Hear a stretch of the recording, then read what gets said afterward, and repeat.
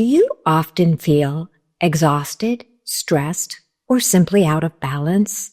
It might sound odd, but your emotions and mindset have a huge impact on your brain and your body, just like your food, exercise, and sleep habits. In fact, your gut, the home of your enteric nervous system, engages in bidirectional communication with your brain, and it plays an important role in everything from clarity of thought to inflammation and neurological diseases. Could one of the secrets to optimal well-being and longevity be found in eating mindfully?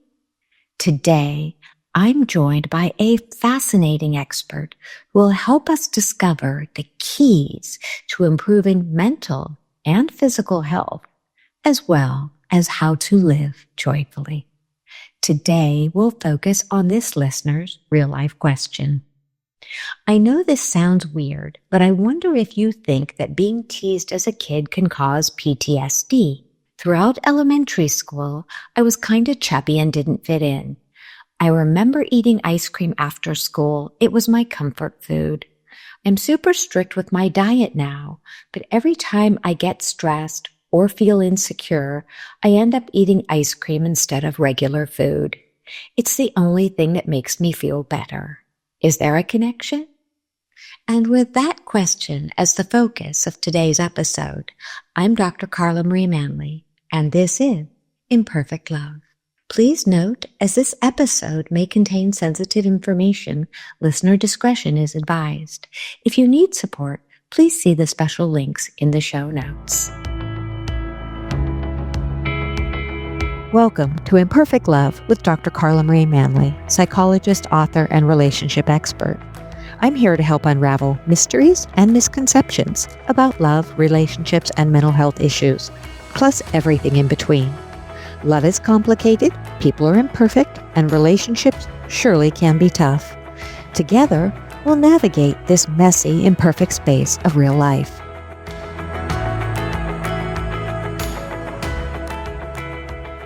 Today, I am joined by an amazing special guest, Dr. Randall Hansen. Dr. Hansen is a trauma expert, author, and founder of the Healing Revolution. Dr. Randall, thank you so much for joining us today. I'm so excited for this conversation. Thank you, Dr. Carla. I am very excited to be joining you today because I've listened to your podcast and I just know the advice that you give and your guests give are so powerful and so beneficial. Well, thank you. I have a strong feeling you're going to really be adding a lot today. I'm so excited. And the listener's question I find so intriguing because I imagine, I know for myself and practically every person I know, that we all have a little bit of a comfort food urge that, whether we reach for something healthy, an apple that makes us feel better, or raspberries, or sometimes something not so healthy. It's a really interesting question and one that has wide-ranging impacts. So I'm excited to talk with you about this because your books, you're such an expert in this realm. I'm so excited. You cover everything from the gut to trauma to the pillars for healthy living, whole body, mind, spirit approach, which I'm a huge fan of. But before we get into that, would you please tell our listeners just a little bit about what makes you, you? I love that you asked this question. And so ever since I think I first heard you ask it, and then when you asked me on this podcast, I've been kind of contemplating it. And I would say, number one, it was a loving mother. I kind of grew up in a traumatic household, but she was the anchor and it's taught me empathy, compassion, showed me those things. And I think that even though it took me many decades to truly understand that, I think her love and parenting grounded me and put me in a position where years later I could be on a healing journey and finally find self-love for myself for the first time in probably my adult life. Thank you for sharing that really beautiful and vulnerable piece of yourself. And I don't know if I'm imagining it, but I felt like this deep sense of still sadness in you, but honor and respect for her. But I could feel the sadness coming through. Yeah, I'm sorry. Childhood filled with trauma is definitely not an easy childhood, but having that mother figure in your life, if we can only have one person, just one person to be our anchor, our rock, it can be a huge game changer. So I'm glad you had her. Yeah, I appreciate that. It is so true. We especially children, I get really, I don't know what the right word, maybe upset's maybe too strong a word, but when we talk about children being resilient, because there's a resiliency there, but typically childhood trauma, it's not resilient. Child's not resilient. He or she is just pushing that trauma back in their brain because their childhood brain can't understand it. Why is this person supposed to love me, hurting me, or whatever it might be? And so it does sit back there. And just like the question that we're focusing on today,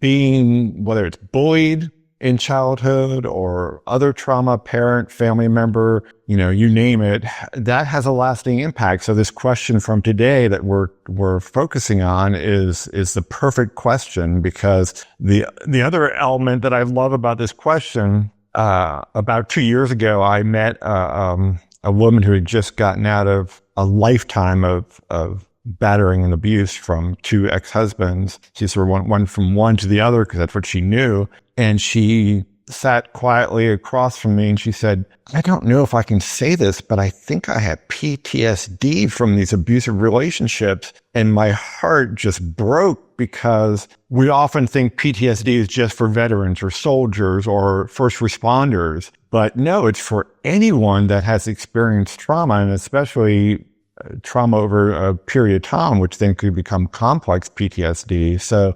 I just honoring this question that you have from this listener. Thank you for pausing with that, because I agree. So many times I'll be talking to a client, especially if they're new, or strangers seem to like to tell me their stuff, even though what I do for a living, right? I just have that energy, and I try to make a safe space for people to speak. And what I found throughout, my journey is that so many people look at the medical model of what is, what qualifies for PTSD. And not everyone who experiences a traumatic incident will have PTSD, but depending upon where somebody is in their life on that very day, how or why they develop PTSD is, up to that individual and the circumstances. It's not under their control, but it depends on so many factors.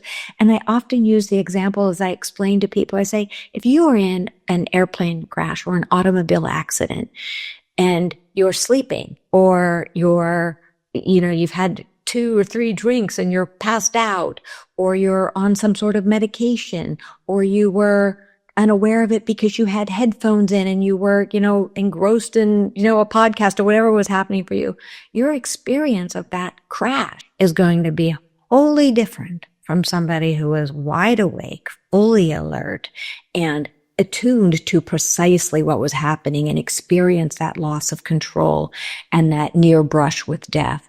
So, and I like to think of trauma that way, because it allows people to see that if you were teased as a child and that impacted you, and you didn't have support or a safe space, and you weren't given immediate or, attention and loving care and healing very soon after it, as you said, it just gets implanted in the brain, and what might appear as resilience is instead a compartmentalized trauma that just manifests every time, as this listener was brave enough to write in, every time they feel stressed or insecure, which for many people can be a daily.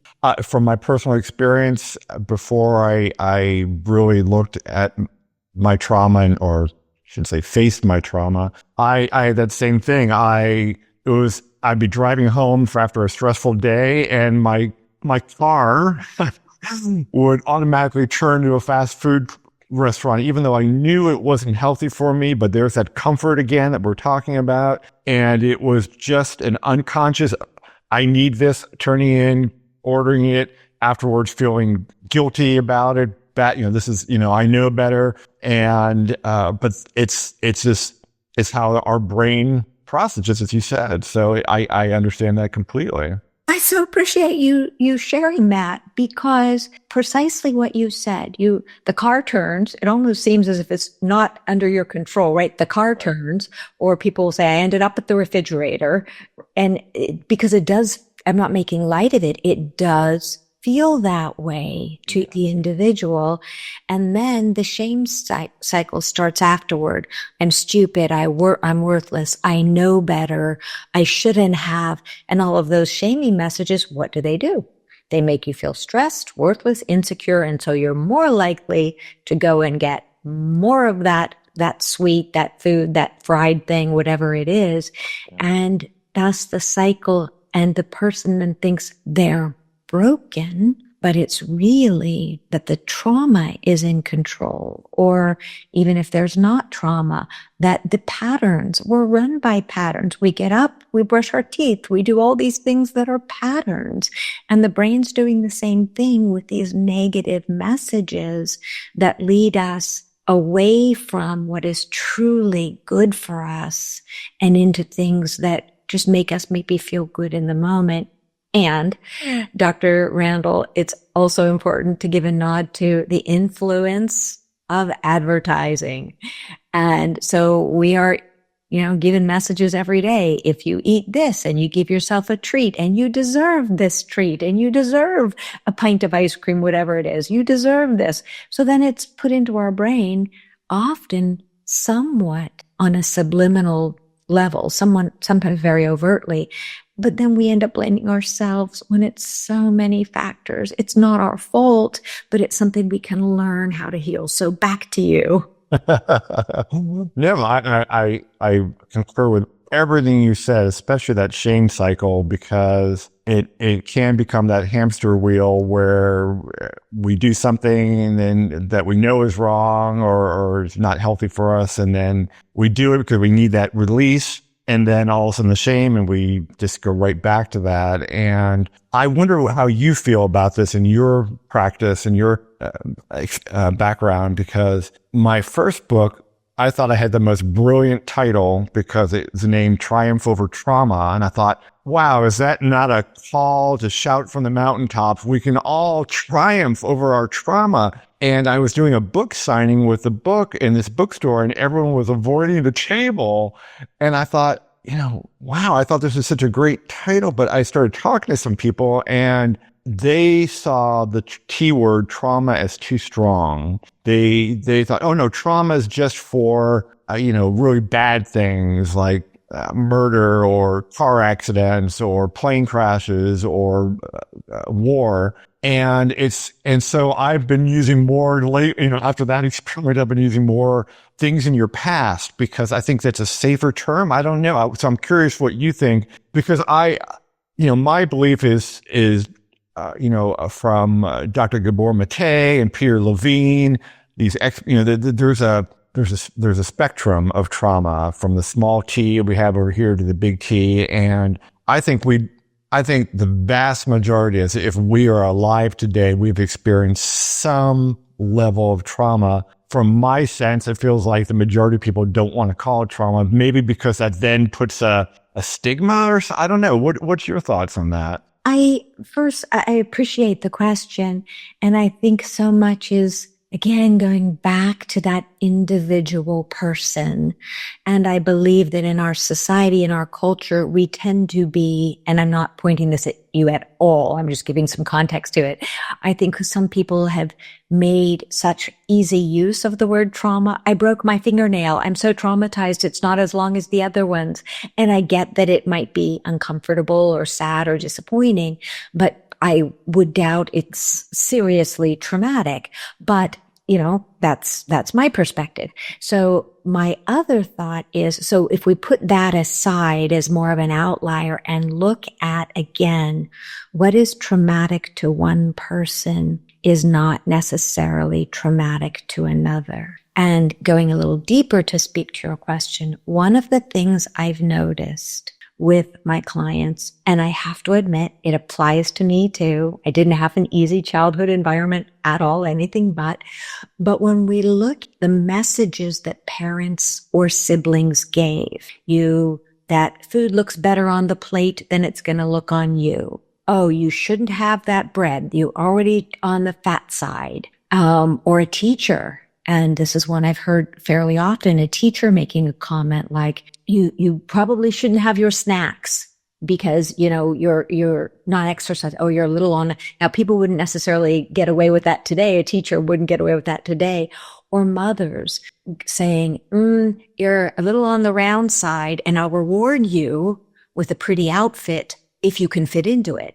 Now, these might sound like gentle ways of encouraging someone to get trimmer or exercise more, but the child doesn't experience it that way. So would those jabs or criticisms or constructive feedback, if you want to call them that, hesitate to, however, would they be considered traumatic in and of themselves or trauma-inducing? Maybe not to some kids, but to a lot of people. Those messages are absorbed. They are held tight. They are in that brain and they end up affecting the person throughout their life until the memory is uncovered or it's often very close to the surface and then worked through. And then all of the other messages start flowing forward that were associated to that. The messages from dad, brother, sister, teachers, coach, whatever it is. So to again, get more specific in my response to your question, I think that some people in our society feel that trauma is equal to broken. And I think that's the piece that is triggering. And for me, I have experienced significant trauma of all sorts in my life. I have learned not to see it as broken. I've learned to see it as an area that when we think of Kintsugi in, Japanese pottery where they take the gold and they... Oh, beautiful, yes. Right? And so I am a living, walking piece of Kintsugi. So yes, I've experienced trauma. Am I ashamed of it? Absolutely not. Am I proud of my ability to heal from it and continue to heal and help others heal? So I don't see that trauma as negative, but then again, I don't see myself as broken and I try to help other people not see that they're broken. If you have been a victim of trauma, then you have that right to heal, to move forward and to create Kintsugi, a piece of pottery that's had some shatterings, and have it glued into a more beautiful form by using gold to fill those cracks. My answer. Yeah, that's beautiful. Yeah, I that's really insightful about if you admit trauma, maybe you feel now I'm broken, and if I'm broken, then I'm not, lovable or all these different things. So that's a really interesting insight. I love that. I don't, you can tell I'm pretty open book and willing to share. And if it does sometimes get close to starting to weep about some of these things, and it's not that I'm not healed or have not incorporated those things in the past, but there are still emotional attachments, as you know. And I just see it as, for many years, I wasn't living my whole life because a big part of it was just blocked from me. Mm-hmm. And so for me, as we heal, it's discovering things about ourselves that maybe we had totally forgotten. And I love doing inner child work because, again, a lot of trauma does happen in childhood, and we lose that connection to our inner child and partly we just lose that inner child as we get to adulting and we, told to be more mature and act like an adult, but it's also that trauma keeps it back. So as we heal, it's not admitting we're broken or admitting, anything that we did wrong. And I mean, we never, if something happened to us, it was never our fault by any stretch of the imagination. But it's a sense of now as an adult, I can look back and I can understand, what my dad did was, I can look at his relationship with his mother and see how much trauma was between the two of them, and how he was also an alcoholic. And so how he expressed his anger was unfortunately in, what's the right word? Not, unhealthy ways. Unhealthy ways. Unhealthy ways. Unhealthy ways. Yes. But when you come back to your child and you can kind of explain to your younger self, this wasn't you, look at these circumstances, and actually for a long time, I didn't have empathy for my dad because he was the main abuser. As I did this work on myself, I realized, again, like I said, I saw his relationship with his mother. I saw how his mother pitted the two, he and his brother against each other.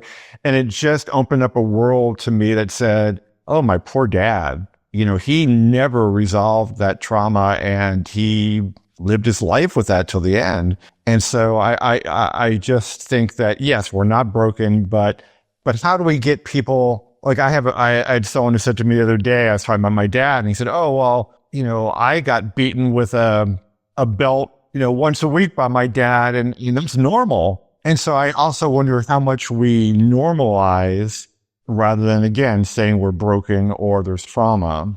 Absolutely. And the normalization, and whether we're thinking about your situation or the person who wrote in, the child must normalize to a certain extent in order to be able to cope.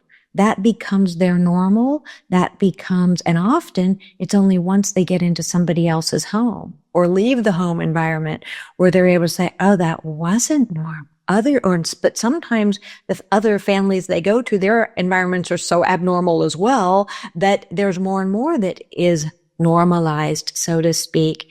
And I believe in that healing journey, as you're saying, it's not about blaming the parent or the caregiver or the teacher.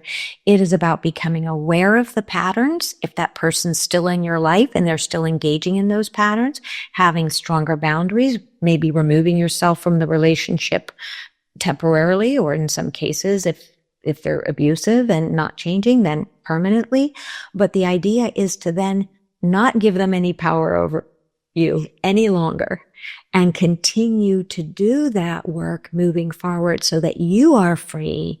And looking at this listener's question, this individual, I'm seeing, and I'm curious about your thoughts, that this individual is in some ways being held, constrained by these negative people in her past who are so cruel as to poke and jab and say unkind things. And it sounds as if maybe she didn't have support at home or somebody, coaching her. Maybe home was part of the problem too. We don't know what kind of messages were there.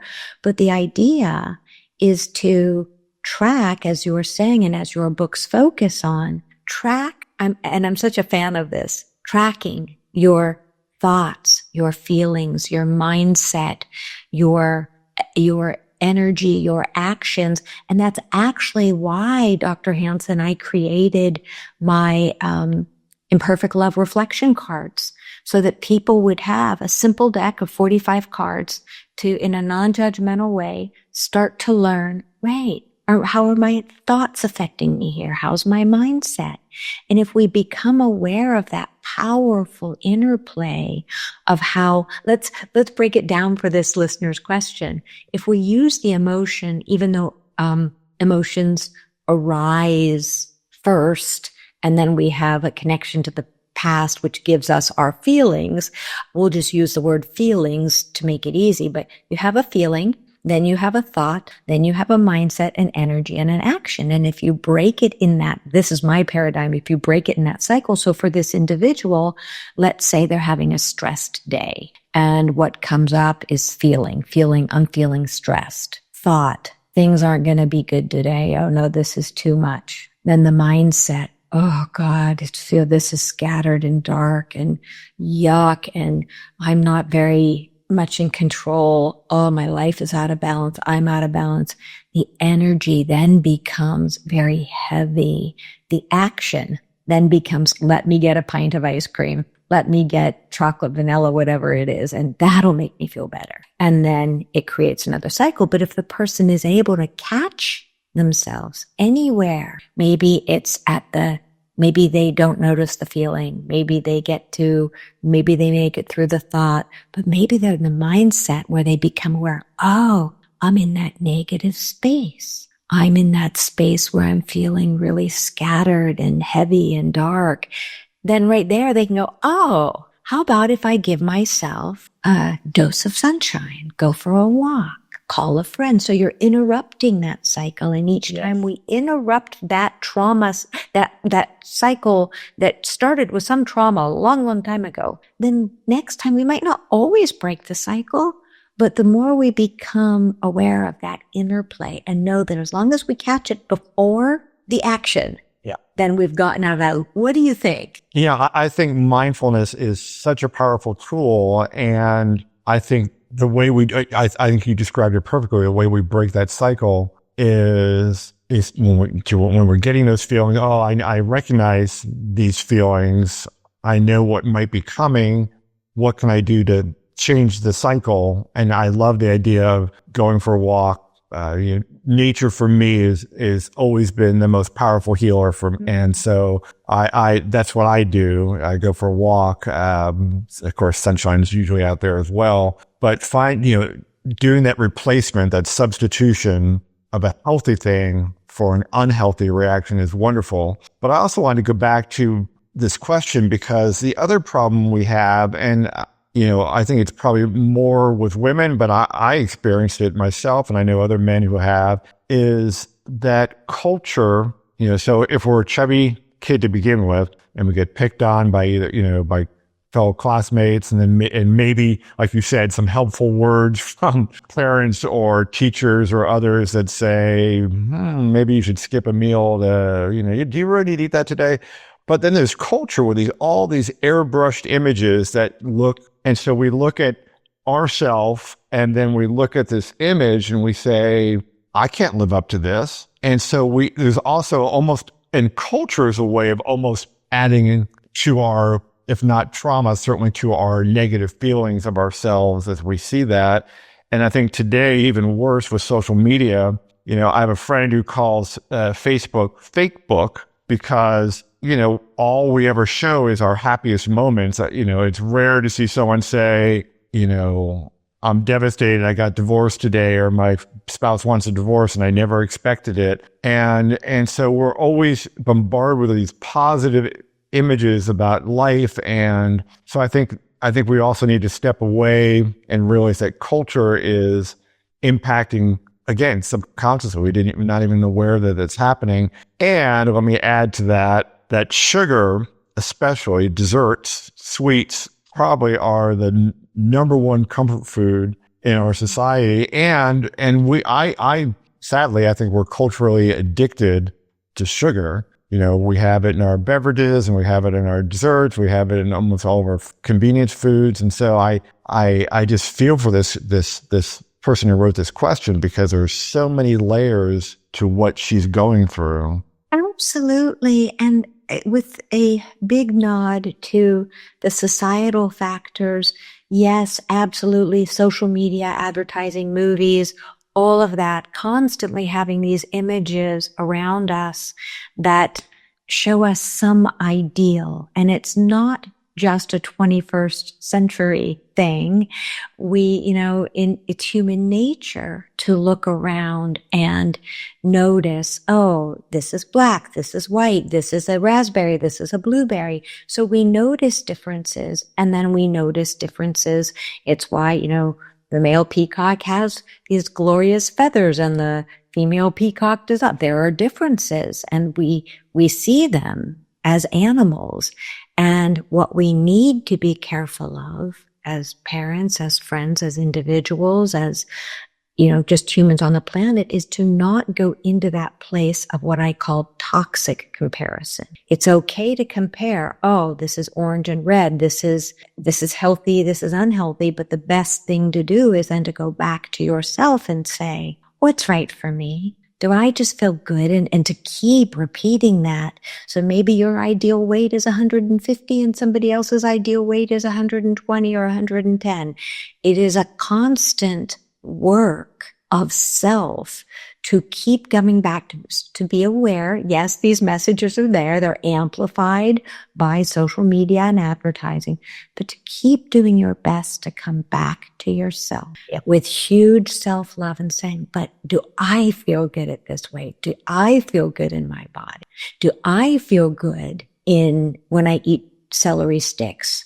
Or am I feeling better if I once in a while, right, have this dose of ice cream, but seeing it as a sense of coming back to the self and what the self really needs, because probably the self doesn't want, the true self doesn't want ice cream as a meal replacement. Probably not. And one other thing in this question that strikes me as you were talking is, she said something like, normally I stick to a strict diet except when I'm stressed. And so that is like a big red light to me, because strict, and it just might be a word play, you chosen that word, but to me, strict means I'm not eating the way I necessarily want to eat, but I'm following some kind of strict guidelines. And then in stressful times, I am busting out of those guidelines, and that's where that guilt comes. And, again, one of my philosophies is similar to what you were talking about, body size and weight and all those things, is that I just so dislike when people say everyone needs to follow XYZ diet, Mediterranean, mind, carnivore, vegan, whatever it might be. And my philosophy is, first of all, we shouldn't think of, we call it diet. I call one of my books The Healing Revolution Diet, and I use that I use diet in the title only because I knew there are thousands of diet books, and it was kind of a way to catch people's eye. My book is nothing about a diet protocol, because I believe everyone needs to find that right mix of foods that's good for their body, their gut, and their brain. As we talked about earlier, that connection between the gut and the brain. And if we feel like we're limiting ourselves every day, restricting ourselves every day, then that stress, one day that stress might be really extremely stressful, but then there are other days where maybe it's just a little stress, but because that strictness is so strong, you're like, I need to break free and have something, even though it's not that stressful a day. So again, it comes back to mindfulness. And I would say, again, I don't know if this listener just chose that word out of random or not, but for me, it's a chance for her to go back and say, are you eating the foods you enjoy? Are you following such a strict regimen where, you feel like you're not enjoying your food every day? Because that to me is then a whole bigger issue we need to talk about too. Absolutely. And I agree. Glad you picked up on that word strict. And I'm a firm believer in that. And I know people who, for medical reasons, have to be on a strict diet. Yeah. And they often break free of that. Like, I treated myself to this, and I understand it, and I certainly don't judge it. And the idea is, if you're not on a medical diet, and one that your doctor's prescribing because you have, diabetes or something, but when you're looking at your daily life, anytime we're too strict with ourselves, then there is that natural human inclination to break out of jail. We don't want to be in jail. It doesn't feel good. So if you give yourself grace, and I once listened to a book on tape by Clarissa Pinkola Estes, and love her work. And she had talked about looking at life as a smorgasbord and seeing not just the cookies and the desserts and the pastas and this and that, but seeing everything and tuning into your body and saying, what do I really want? Do I want the carrot sticks? Do I want the celery filled with peanut butter? Do I want the coleslaw? These aren't her words in particular, but it was her image that I've lived with. Do I want this? And when we give ourselves that grace of looking at not just food, but lifestyle choices as a whole, like I have this smorgasbord. If I pause to tune into myself, sometimes I will want the ice cream. But if I'm really listening to my body, really tuning in and trying to clear it from the messages from other people or the, choices I've made or societal, streaming into my brain, if I listen, I will often, me personally, because I'm a vegetarian by choice, I'll often, no matter what smorgasbord you gave me, it could have chocolate cake, it could have dessert, I would go, I think I'll have some grilled zucchini and some tofu. Simply because if I'm listening to my body, that's usually something, it usually wants something like that. But it's taken me a long time to get there because, most of us are raised with certain messages around food. So we really have to train ourselves to be able to see the smorgasbord. And going back to something you said earlier that I don't want to, skip over, the importance of behavior that is a substitute. Because if this individual is used to eating ice cream as her coping strategy for feelings of unworthiness, feelings of being stressed, whatever's coming up, and that ice cream's taken away, that individual is now left with no coping strategy that they've developed.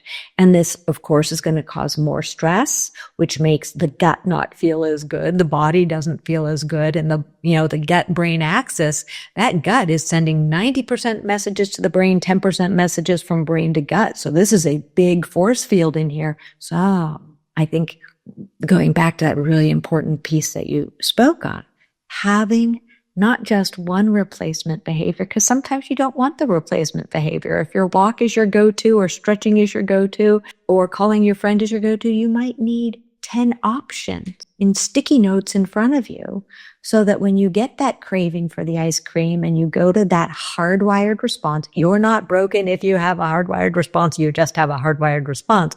So if that person is able to choose a replacement behavior from 9, 10, 15 responses, then they'll generally be able to find one that feels good. What do you think of that? I love that idea because, again, it's these, as you said earlier in the podcast, in our discussion, we get these, I like to call them grooves in our brain. They're not really grooves, but these connections, these pathways in our brain that it just becomes natural. It just becomes, we don't even think about it. It just, if I'm hungry, this, or if I'm stressed, that. And if we can sit down at a time when we're not triggered by stress or whatever that's triggering us, and we can sit down and say, what are 10 things that make me happy or that will alleviate these negative feelings I'm feeling or the feelings of stress, and have that collection handy. And it's really a sense of retraining the brain. And then I want to add one more thing because I love what you said. I think so many of us are out of tune with our bodies because, again, it might be from a disconnect from childhood where we've heard that too often and we just kind of disconnect from it. But, I hear so many people, man, I love, ice cream, but it tears up my stomach. Okay, well, why are you still eating it if it's causing you this? I love it. And so there's this disconnect I don't understand sometimes. And the other thing that I just want to add to that too, so many people call the gut our second brain.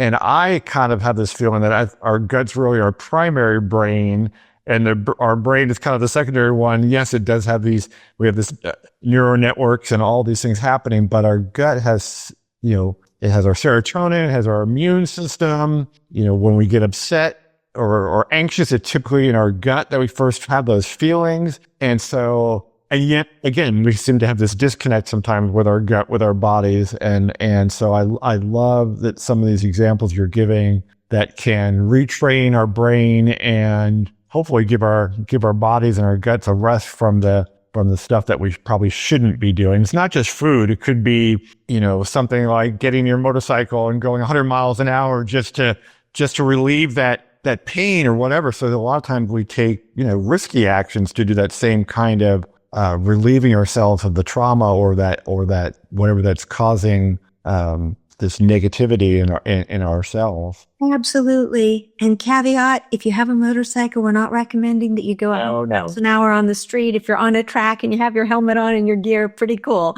But absolutely. And I'm with you. It's so interesting that you brought up motorcycles because I love motorcycles. Mm-hmm. And there is a sense, it's almost like the modern day horse, right? But there's a sense of being able, and there's a lot of research on this with dogs. When you even put a dog who's been traumatized, say by fireworks, on a treadmill, that ability they can actually encourage healing in the dog by allowing them to be on a treadmill. And so that literal leaving behind sense of going on a motorcycle. Most of us don't have, a horse to hop on, but that would be awfully nice. Equine therapy is amazing. Yes. Being able to go for a walk, sit in the sun. If you have a garden handy, if you can link, up with a friend, go for a coffee, anything, read a book, meditate, sit, hug a tree, all sorts of things. And when we realize that we can create this big toolkit of replacement behaviors, because if we don't have satisfactory replacement behaviors, and especially some support around that, a friend, family member, a psychotherapist, someone who can help us, because again, you're not broken. You are not broken. You just have patterns in your brain that aren't helping you be the you want to be. That's it.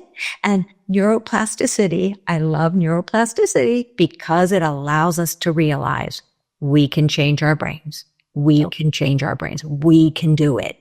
And it sounds like both you and the person right here, me, that we have the power and have changed our brains and continue on that journey.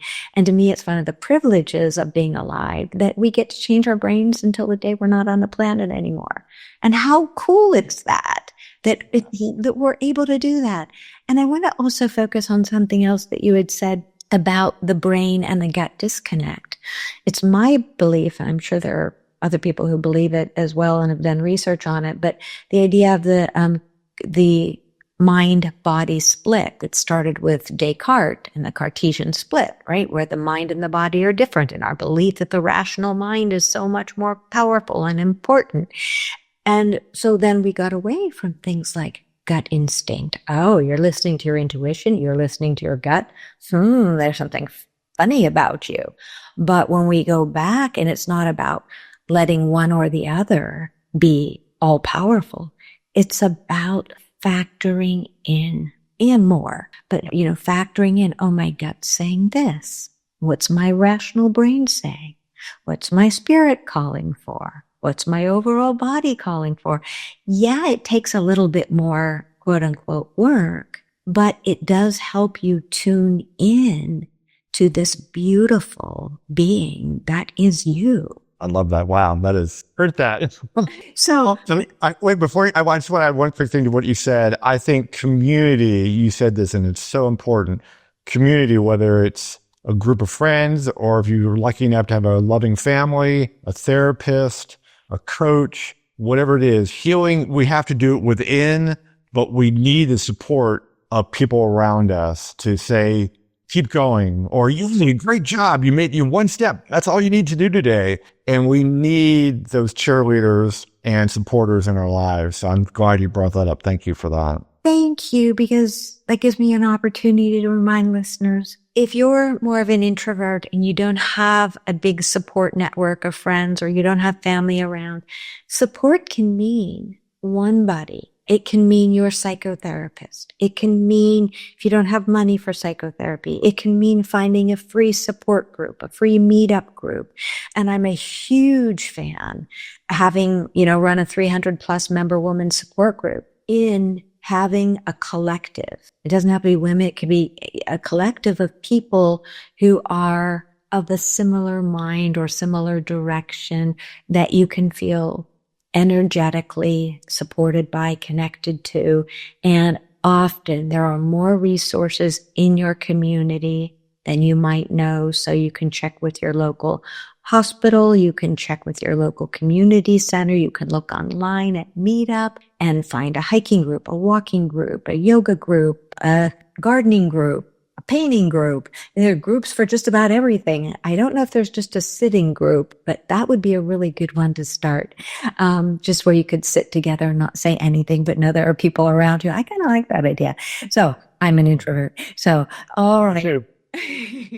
Dr. Hansen, may I ask you, I know we're running out of time, but you have these 6 elements of healing, and we won't have time to go into each one of them, but could you just give us an overview, please? Yes. Well, we'll start with nature.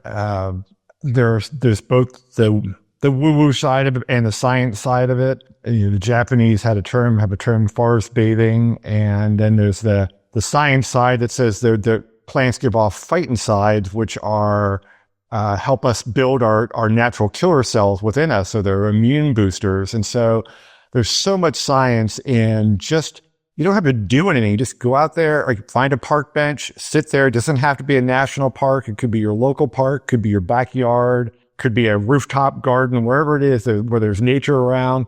In fact, they even have done studies where just looking at a picture of nature has these similar effects. So if you can't get outside or it's pouring rain, maybe you pull up a picture of Yosemite or whatever your favorite, or a tree, or whatever your favorite thing is in nature, and just watch that, look at that, or watch a video. So nature is a big one. And like I said, for me, it was the most powerful. Hug your potted plant. Sorry to interrupt. Oh, yes. If you have a potted plant, yes, have some, just it can be a succulent, anything where you feel connected to, and it's often that greenery of nature. It's why so many dentist's office, hospital rooms, emergency rooms, a lot of them, especially if they're on the really smart end of healing, they will have nature, images of nature, colors of nature, because they're naturally soothing. We came from nature. We lived in nature until, a couple of 100 years ago, we were bathed in nature morning, noon, and night. So, okay. Number 2, thank you for nature. Thumbs up. And I just real quick want to add, yes, we are so, we live in air-conditioned environments. We work in air-conditioned environments. We drive in air-conditioned environments, and we're so separated from nature, which is why I also love that you mentioned horses, because again, that we're out in nature. Nature is an animal, and we're connected to that. So yes, nature. Second one is nutrition. Classic line, food can be thy medicine. And we know that certain foods can affect our emotions. It's a matter of, again, finding the foods that work for us. For you, vegetables. I love that. You've listened to your body. Your body says, no, that gooey cake looks kind of disgusting, actually, but that grilled zucchini looks amazing. And that's just a matter of, again, listening, also maybe a little retraining too, but a combination. But food is so important. And again, we live in a world where we're not, we think we're eating something that looks like grandma's apple pie or dumplings, but they're so different because they have so many different ingredients than how grandma used to cook them. So one of my big pushes within nutrition is, if you're not cooking from scratch, maybe, like, again, back to my mom, I am so blessed that one of the things she did was she cooked everything from scratch, and I was by her side because, again, the trauma, I was kind of clinging to her, but I learned how to cook from that. And it's been one of my biggest expressions of love that I give people, is when I can cook for them, and an expression of love for myself that I can cook. Mm-hmm. So if you don't cook, I would say there are millions of videos, and you don't have to be a gourmet cook, but cooking is also therapeutic for me. And it's all sorts of things within nutrition and food. So that's the second one. Third one is spirituality. And whether that's prayer or meditation, it's a chance when we don't think there's some sort of higher power that connects us all. I think we're missing out on a bigger experience of what life is. And so again, I have a meditation practice I do every afternoon where it's just connecting to the universe and connected to God, again, wherever we want to call that energy, that being, that whatever it is. And I'm not saying religion, because religion's kind of a man-made thing. I'm talking about spirituality and connecting to our inner spirit. We are spiritual beings living this kind of human life. Breath work is another one. We take breath for granted, but thank God, because it's an automatic function that we have biologically. But when we pause, like the simplest thing we can do when we're stressed out is just sit back and do 3 or 4 deep bellied from the diaphragm, just cleansing breaths. And just that process in, 1 minute of doing that, or 45 seconds, whatever it would take, is so calming. And there are lots of different types of breath work methodologies that you can follow. But just as simple as deep breath. You can go way beyond that if you like. I'd like to pause there. Sure. With you on that. We can, especially because this listener, but for all of us, is saying that she gets stressed, and then the low self-worth is also, a piece, the negative self-talk, whatever's happening. When we pause to just take a deep breath in, truly just a deep in and out, just like that, because our society, we're pushed to go faster, do more, be more, and be more. And if we can just catch ourselves on that hamster wheel, I know I do it to myself, where I'm like, okay, I have to finish my day now. I have to do this, do that, do dinner, and then, oh, wait a second, just pause, deep breath in, deep breath out. And I'm like, oh yeah, I've got this. It's chill. And then you just go and you do what you need to do, but you're moving at a slower pace. And if you find you're ramping up again, it's like, oh, I'm doing it. All right. Deep breath in, deep breath out. And in that kind, gentle, and gracious way, you catch yourself with love, give yourself that loving gift of breath, and then just slow it down, continue on your way. So thank you for pointing out breath work. All right. 2 more. I just want to quickly add, I know we're running out of time, but I still, to this day, sometimes when I'm deep in reading a report or research, I'll be holding my breath because I'm so captured by it. And my wife will be sitting next to me and say, breathe. I'm like, yes, okay. So breath is so important, and it is so cleansing. So I love that. 5th one is movement. And I call it movement rather than exercise because, again, I think exercise, some people see that as a 4-letter word, I have to exercise. But movement is something that can be fun. Dancing is movement. Gardening is movement. Walking, all these things. It doesn't have to be going to the gym and lifting the weights, although a combination of cardio and strength training is important. But if we think about it as movement rather than exercise, I think that, again, gives us a better mental picture that, I'm just going to dance for 5 minutes. This is my favorite song, or I'm going to turn on my favorite song, and, I don't care who sees me, although as an introvert, it's going to be by myself. And movement, just moving the body, because, again, we're so sedentary in so many of us, especially if we're in white collar fields where we're sitting at our chairs all day. And if we're stressed, that could be one of those replacements. Just turn on your favorite song and dance. And dance like nobody's watching. Right. There's someone there or not. Dance.